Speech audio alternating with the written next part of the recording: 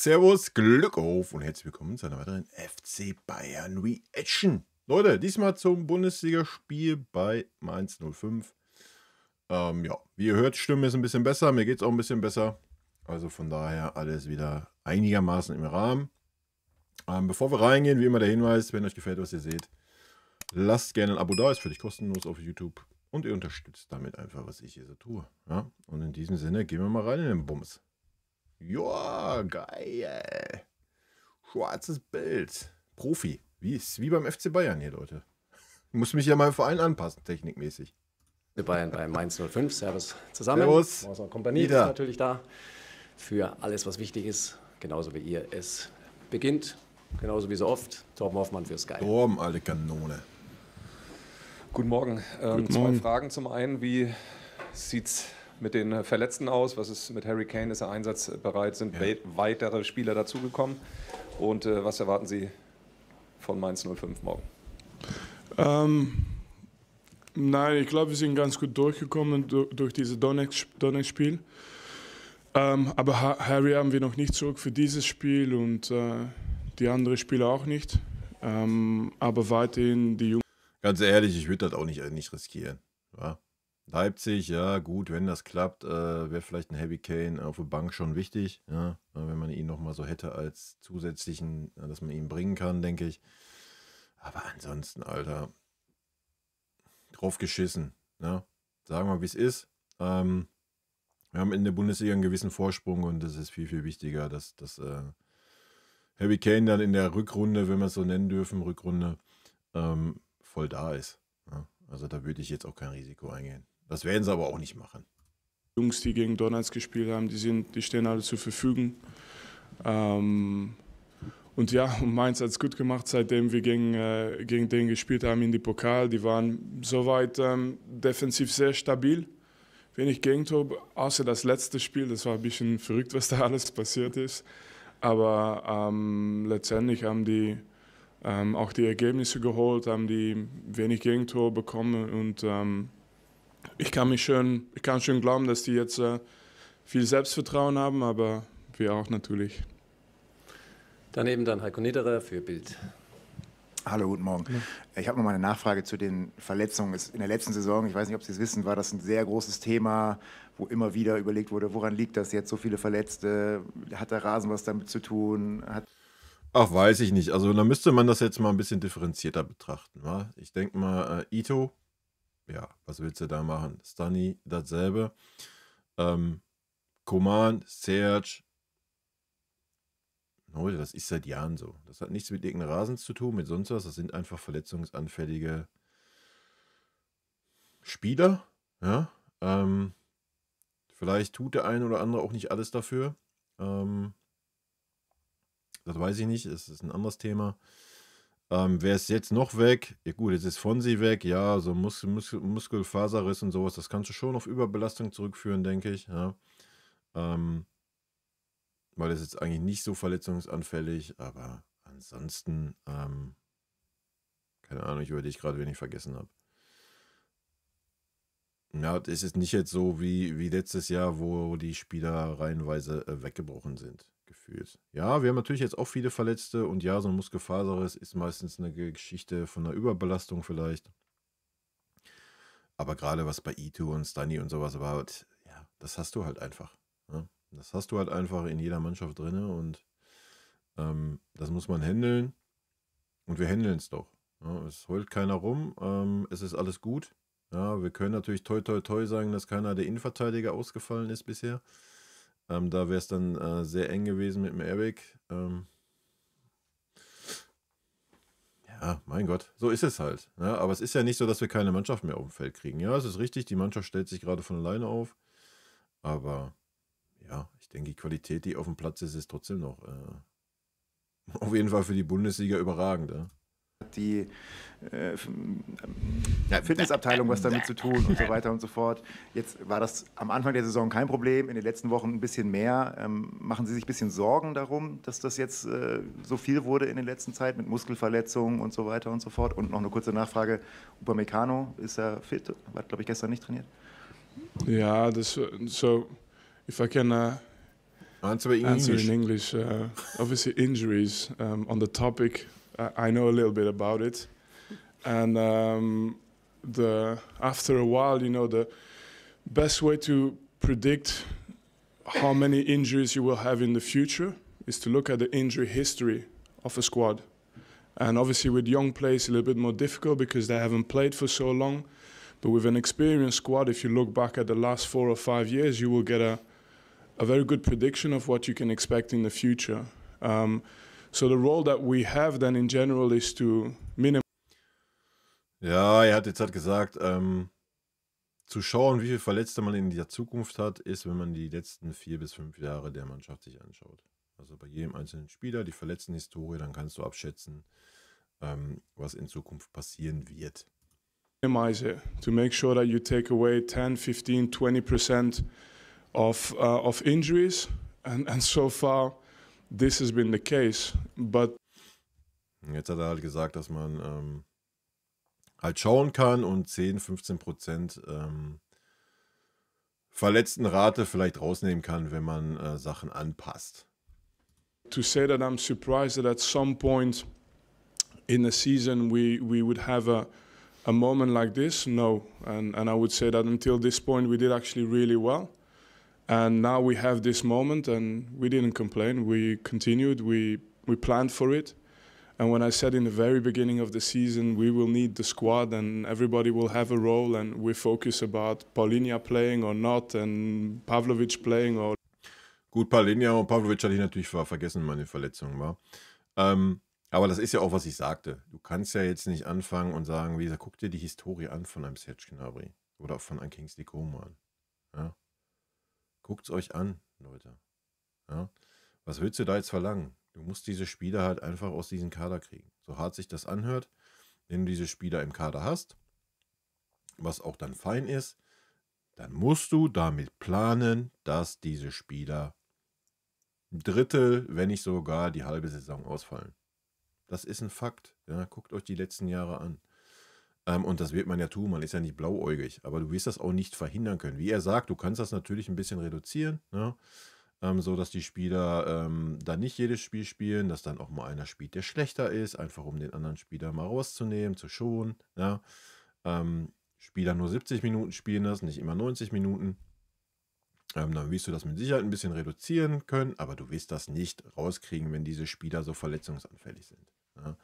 Da müssen die halt ihre Ernährung optimieren, sonst was. Ja, anders wird das halt nicht funktionieren. Das ist halt einfach so. Und das muss man halt einplanen. Und das ist, was ein Kompanie gerade sagte. Wir haben das eingeplant. Das ist jetzt keine Überraschung. Wir sind darauf vorbereitet. Wir haben gesagt, wir brauchen diesen großen Kader. Und gut ist. Ja. Am Ende des Tages, wie gesagt, für mich oder meine Meinung dazu, wenn du so Spieler hast wie Coman und Serge, ja, so super verletzungsanfällige Spieler, die meistens ein Drittel, wenn nicht mehr, pro Saison verletzt sind, musst du gucken, dass du die echt austauscht. Ja, so hart sich das anhört. Oder du musst halt super, super, super talentierte Jungs dahinter haben, ja, die dann irgendwie so in der zweiten Mannschaft spielen und dann, sobald das der Fall ist, in die erste kommen. Ja. Das ist aber natürlich auch super schwierig, dann diese Spieler ja bei Laune zu halten. Ja. Es ist natürlich viel, viel besser, wenn du Spieler hast wie, keine Ahnung, so ein Michael, so ein Josh, selbst ein Harry Kane, die halt sehr, sehr selten angeschlagen oder verletzt sind. Ja. Ist natürlich dann viel, viel einfacher zu planen und du brauchst auch nicht so einen riesen Kader mit so viel Backup. Ja, das darf man dann auch nicht vergessen. Und wenn du so verletzungsanfällige Spieler hast, hast du natürlich dann auch dementsprechend Gehaltskosten. Ja, weil du weißt, es kann jederzeit so sein, wie jetzt auch, dass wieder beide ausfallen. Ja, und dann musst du noch was dahinter haben. Aktuell haben wir einen Ibrahimovic, ja, Iran Kunda, den man hochgezogen hat. Das ist völlig fein in meinen Augen. Tell, der aber gerade nicht liefert. Anderes Problem. Also wir sind da gut aufgestellt. Ja. Und da muss man jetzt auch gar nicht zu viel reininterpretieren, denke ich. Bei vielen war es einfach Pech. Ja, bei vielen Verletzungen und bei vielen ist es vorhersehbar, so wie es ein Kompaniert auch sagt. Ja. Und für so einen jungen Spieler wie Pavlo, ja, der muss sich natürlich auch erstmal dran gewöhnen. Ne? Wir dürfen auch nicht vergessen, wo der herkommt. Und dann alle 3 Tage zu spielen und so weiter. Ja, aber ich denke, das ist ja jetzt auch keine Verletzung, die er gehabt hat, wo man jetzt irgendwie, was weiß ich, was reininterpretieren kann. Also alles ist gut. Wir haben den großen Kader. Wir haben den großen Kader auch nicht umsonst. Ne? Das muss man auch mal ganz klar sagen. Und dann sind wir auch wieder bei dem Problem von vor der Saison. Wie willst du diese Spieler loswerden? Welcher Markt soll da sein für Kingsley Coman oder Serge Gnabry? Ja, weil die Vereine gucken ja dann auch in die letzten 4 Jahre. Die sehen das ja auch. Die wissen auch, oh, der ist ja meistens ein Drittel der Saison gar nicht da.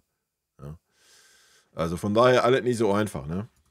Leon playing and so on. And I'm saying, guys, calm, we will need the squad. It's not just because I believe in a magical rotation that makes everybody happy, it's because I know that historically this is something that's important for us. So none of the things that have happened so far have surprised us. Because I've been injured a lot as well, I can judge for the work that we do behind the scenes, the medical staff, the fitness department, and I think that we do work to a very high level. But we have to be conscious of the history of the players, and we have to try and do everything we can to minimize. But change it completely, that's not easy, of course. And we had some freak injuries as well, the things that you can't predict, which is also part of it. Yeah. Er hat quasi das gesagt, was ich euch gerade erzählt habe. Man kann es halt nicht verhindern, ne?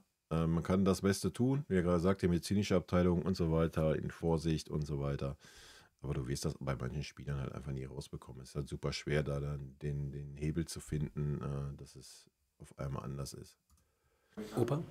Upa, yeah, no, it's normal that after a game sometimes 1 or 2 players do the training inside. So that's he will be in training today.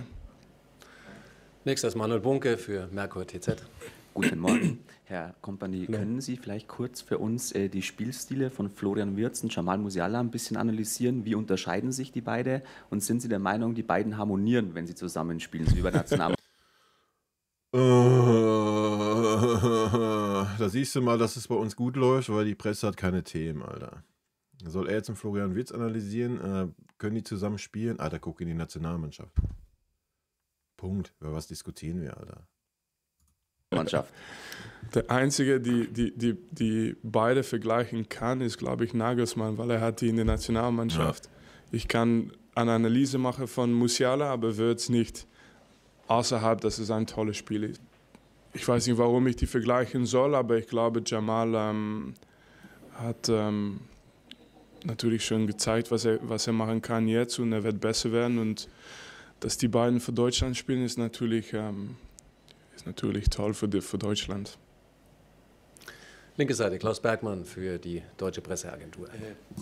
Herr Kompany, aus England, Sie haben dort gespielt, Sie waren dort Trainer. Kennen Sie nicht die Winterpause oder haben Sie nicht genießen können, weder als Spieler noch als Trainer? Ja, und die Journalisten auch nicht. Keine Winterpause für euch. Wir haben nie Winterpause. Nein. Wie denken Sie darüber? Also wie froh sind Sie, diese zu haben? Wie arbeiten Sie selbst jetzt mit dieser Möglichkeit, und bis wann geben Sie den Spielern dann eigentlich frei? Also wann geht es im neuen Jahr wieder los? Aber gerade jetzt bin ich sehr zufrieden, dass wir Winterpause haben, weil es gibt nicht mal Sommerpause. Sie schauen auf das Programm, das wir haben natürlich. Ich glaube, dass es schon wichtig ist. Ich weiß nicht, ob das nur geht um Winterpause oder Sommerpause, aber dass man eine gewisse Anzahl Tagen hat zum Erholen, ist wichtig. Nicht nur körperlich, aber mental auch. Ja. Und natürlich ist das in der Bundesliga, haben wir das, auch wenn es manchmal nur eine Woche ist, aber das reicht auch manchmal. Nur für die Vereine in England natürlich ist das die busy Schedule in die wenn wir Winterpause haben die mehr Spiele, und das ist auch Tradition da, das ist auch gut so. Aber wichtig ist nur, dass du irgendwann deinen Moment bekommst. Und ich glaube, dass das auch schon im Weltfußball ein Thema war, für die Top-Mannschaft auf jeden Fall. Sony mittendrin Werbung raus, oder was? Das ist sehr frech bei Bayern. Aber gut, ich meine, wir haben einen großen Kader. Ne? Der ist natürlich jetzt auch nicht billig. Ne? Da muss man dann auch mal mittendrin eine Werbung ballern. Ne? Verstehe ich schon. Also muss man jeden Cent mitnehmen von YouTube. Geil. Wir haben... Also Leute, da es mein Verein macht, wisst ihr Bescheid. Kommt bei mir jetzt auch immer mittendrin eine Werbung. Ja, wir spielen Freitag, so ein bisschen Glück mit Kalender und Freitag bis 1. Januar, also Samstag bis 1. Januar, das ist 8 oder 9 Tage. Julian Wolf für die Welt Okay, ist an der Reihe. 1. Januar. Ich muss mal kurz pausieren, ich muss mal eben die Nase frei machen. Gut, weiter geht's. Guten Morgen. Guten Morgen. Also bis 1. Januar frei, 9 Tage. Ist doch schön, oder? Ist natürlich jetzt nicht super viel, aber wie es in Kompanie schon sagte, einfach die Zeit vom Kopf her, ne? Die Zeit gerade über Weihnachten, die du mit deiner Familie verbringen kannst, denke ich, ist das schon eine super Erholung für so einen Profisportler, der sonst immer nur unterwegs ist. Ich bleibe in gewisser Weise auch bei der Winterpause. Wenn Sie, es sind jetzt noch 2 Spiele, aber wenn Sie dann etwas Ruhe haben, zurückzublicken. Man hat auf der Jahreshauptversammlung, als Sie per Video geschaltet wurden, großen Applaus gehört von den Fans. Also der Eindruck ist, dass Sie in recht kurzer Zeit eine starke Identifikation mit dem FC Bayern gebildet haben. Wenn Sie das erste halbe Jahr dann vielleicht über Weihnachten so ein bisschen Revue passieren lassen, wie war es für Sie? Gerade ja, in einem neuen Verein, das Land kannten Sie schon, aber was bleibt da so hängen als erste Bilanz für Sie? Er fragt jetzt also ernsthaft, wenn er über Weihnachten zurückblicken kann, was er dann für ein Resümee ziehen wird. Fragt er ihn jetzt, bevor er die Zeit hat, dies zu tun. What the hell? Ja, vielleicht, dass ich mich am 1. Januar fragen muss, wenn ich ein bisschen Zeit habe, genau. Gedanken zu machen darüber. Aber letztendlich, ich habe mich nur auf Fußball fokussiert. Und ja, es freut mich unheimlich, dass er so ankommt, wie er ankommt. Ja? Das war ja nicht bei vielen Bayern-Fans so von Anfang an. Die haben ihn ja im Grunde im Boden geredet. Und tun das ja, versuchen halt immer noch teilweise bei jeder Niederlage irgendwie.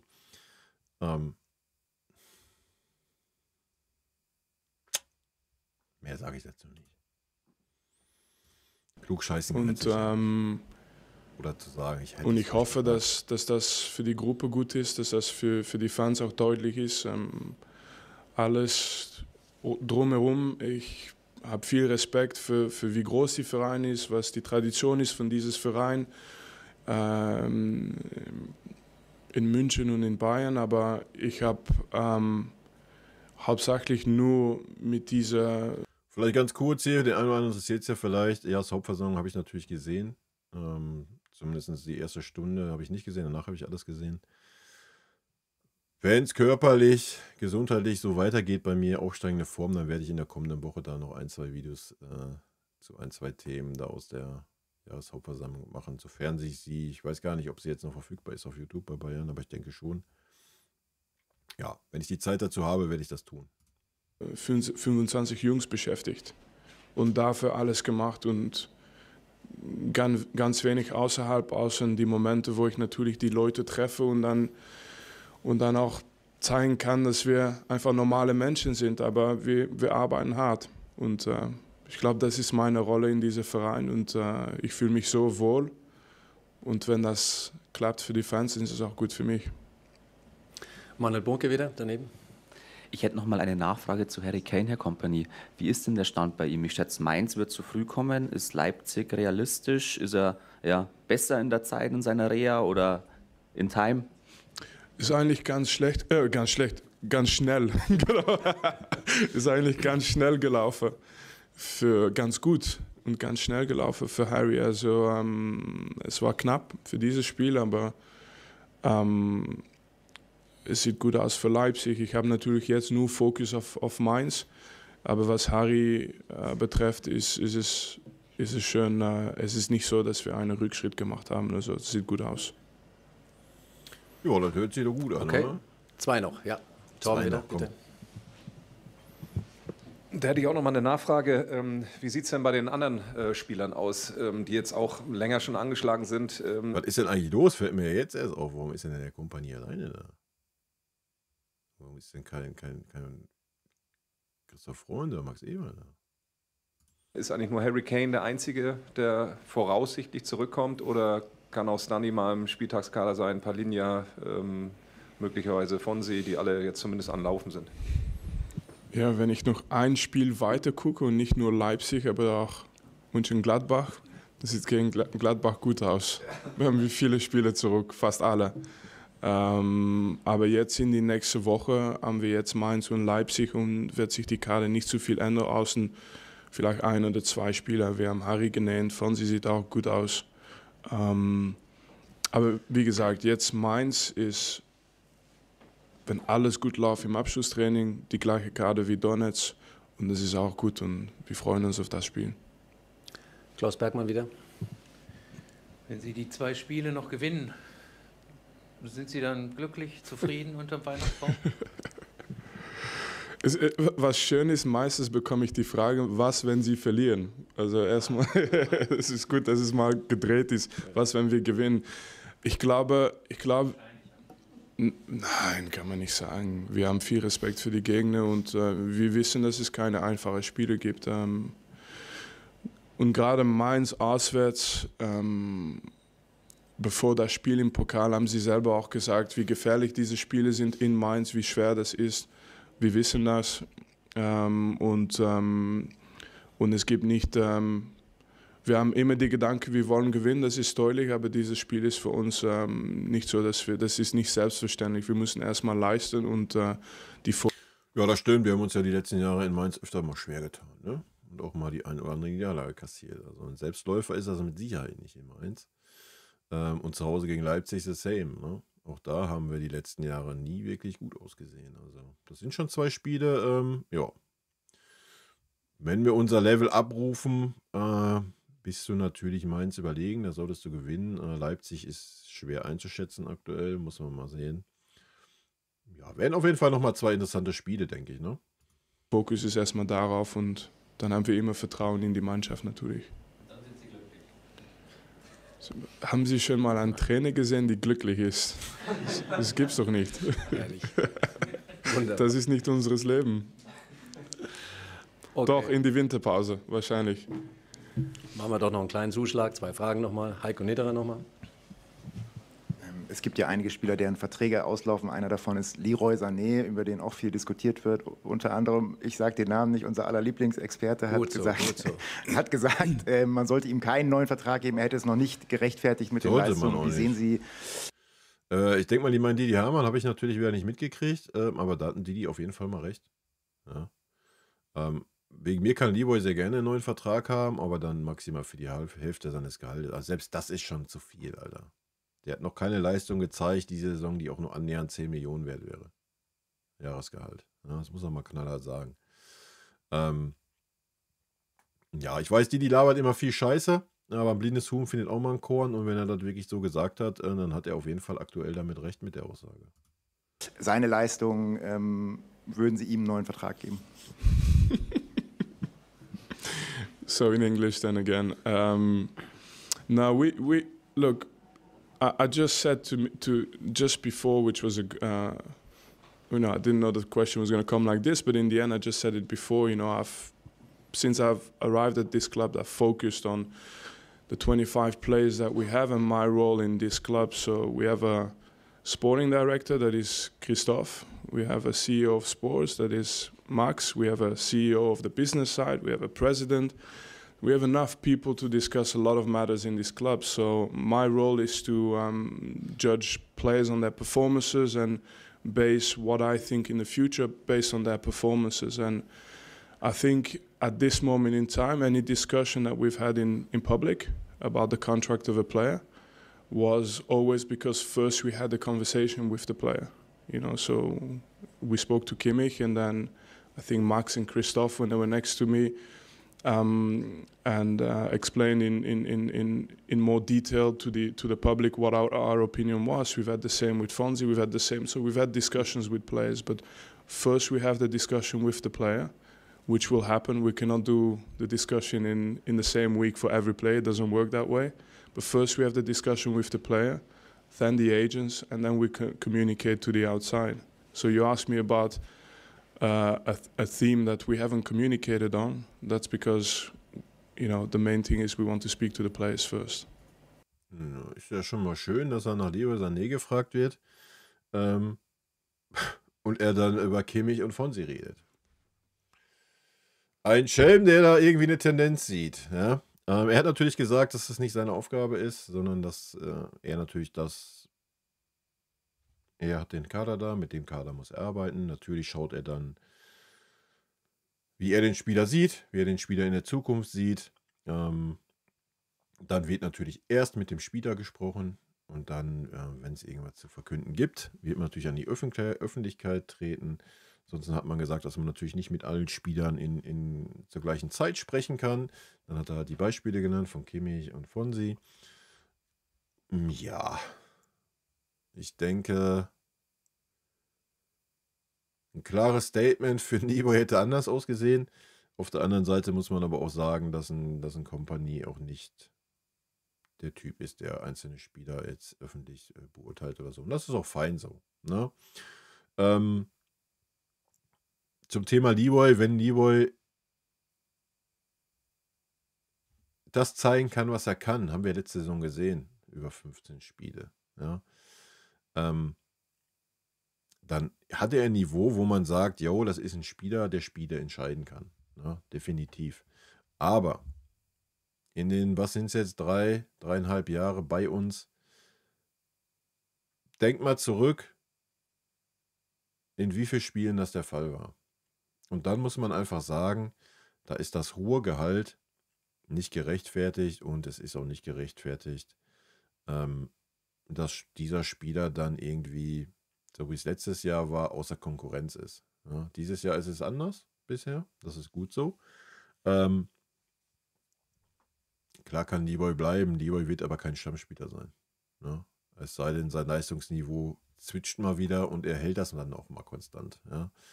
Dann kann das natürlich sein, aber das hat er diese Saison ja noch nicht einmal gezeigt. Das ist ja eine Katastrophe, was er bisher zeigt. Ja? Für einen Spieler, der 20 Millionen verdient, ist das, was er zeigt, aber viel, viel, viel zu wenig. Ja? Und entweder wird der massive Abstriche machen müssen beim Gehalt, meiner Meinung nach, oder er muss halt zum anderen Verein gehen. Ja? Wo er vielleicht dann mehr, ich weiß nicht, was lieber sein Problem ist. Ich glaube, es ist ein Spieler, den man nicht streicheln muss, den man pudern muss, den man außer Konkurrenz setzen muss, der seine Extrawürste haben darf, so wie es unter Tuchel halt der Fall war. Deswegen hatten die heute auch sehr, sehr gut performt. Ich glaube, was jetzt ist beim FC Bayern, ist nichts, was ein Leroy zusagt. Konkurrenz und der die bessere Leistung bringt, spielt. Ja, aktuell ist das halt auch nicht ganz der Fall, weil halt viele auch angeschlagen sind und so weiter. Ich bin sehr gespannt. Also Personalie, Leroy Sané, bin ich wirklich sehr, sehr gespannt, wie es da weitergeht. Also wenn man den verlängert, wieder für das gleiche Gehalt oder irgendwie für 1-2 Millionen weniger, dann ist das eine Farce. Ja. Jetzt die letzte Frage bitte. Sophie Affeld, glaube ich, ja? And by the way, just one thing on this as well.